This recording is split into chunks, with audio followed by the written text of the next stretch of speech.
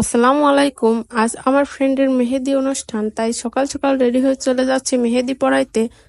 ছোটখাটো করে অনুষ্ঠান করবে, তাই বাসাতেই মেহেদি পড়বে। ওর জন্য সবাই দোয়া করবেন। দেখতে দেখতেই বের হয়ে পড়লাম। এখন রাস্তার দিকে তাকিয়ে দেখি পানি জমে আছে অনেক।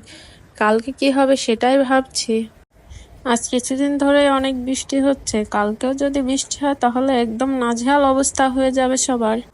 আমার বাসায় থেকে ওর বাসায় যাইতে বেশি সময় লাগে না, এই 5-7 মিনিটের মধ্যে পৌঁছে যাব। বাসায় গিয়ে আগে ওকে মেহেদি পরিয়ে দেব, তারপর ও ক্ষীর খাইতে বসবে। আর ও অনেক সুন্দর ছবি আঁকাইতে পারে, এগুলো সবই ওর হাতে আঁকা। ওর ছোটবেলা থেকেই ছবি আঁকতে খুব পছন্দ করে। ওর সাথে সম্পর্ক আমার স্কুল লাইফ থেকে, ওর সাথে একই সাথে কলেজ লাইফও পার করেছি। ওর ছবিগুলো কেমন হয়েছে সবাই কমেন্ট করে জানাবেন।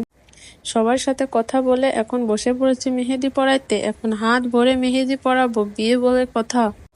আমার বিয়েতে ও মেহেদি পরিয়ে দিচ্ছিল, আর এখন ওর বিয়েতে আমি মেহেদি পরিয়ে দিচ্ছি। দুইজন একসাথে থাকতাম, আর এখন দুইজন চলে যাচ্ছি দুই দিকে। সময় সবকিছু পরিবর্তন করে দেয়। আমরা দুইজন বোনের মতন থাকতাম, কিন্তু এখন দুইজন দুই দিকে চলে গেছি। এই তো মেহেদি পরানো শেষ, এখন যাব ক্ষীর খাওয়াইতে। কিন্তু বৃষ্টির কারণে রাস্তার যে পরিস্থিতি, এর মধ্যে কিভাবে ক্ষীর খাওয়াইতে যাব সেটাই ভাবছি। কাদার মধ্যে সবার হাতে করে স্যান্ডেল নিয়ে যাওয়া লাগছে। আপনাদের একটু দেখাই এখানকার পরিস্থিতি কি হয়েছে। একদম কাদায় ভরে আছে চারদিকে, এর মধ্যে মানুষ কিভাবে চলাফেরা করবে। সবাই মিলে চলে আসছি, তাড়াতাড়ি ক্ষীর খাওয়ায় বাসায় যাইতে হবে। আর এটা হলো ক্ষীরের প্লেট। ক্ষীরের প্লেটটা সিম্পল ভাবে সাজিয়েছে, কিন্তু অনেক সুন্দর লাগছে। সিম্পল জিনিস সবসময় সুন্দর লাগে। তারপর সবাইকে খেতে দিল। খাওয়া শেষে এখন রেডি হয়ে নিচ্ছি, বাসায় যাইতে হবে, অনেক রাত হয়ে যাচ্ছে।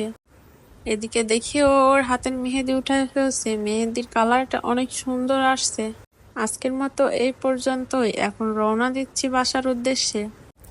আমার বের হইতে হইতে অনেক রাত হয়ে গেছে, কাল সকাল সকাল উঠে আবার আসতে হবে। আমার ভিডিওগুলো ভালো লাগলে অবশ্যই লাইক, কমেন্ট এবং শেয়ার করে দিবেন। সবাই ওর জন্য দোয়া করে দিবেন, ও যেন সুখে শান্তিতে একে অপরের সাথে সারাটা জীবন কাটাইতে পারে। একটা মেয়ের স্বামীর থেকে আপন কেউ হয় না। যতই দুঃখ কষ্ট আসুক না কেন, দিন শেষে মেয়েদের স্বামীর ঘরই হলো জান্নাত। সবাই ভালো থাকবেন, সুস্থ থাকবেন, আর আমার জন্য অনেক অনেক দোয়া করবেন। আল্লাহ হাফেজ।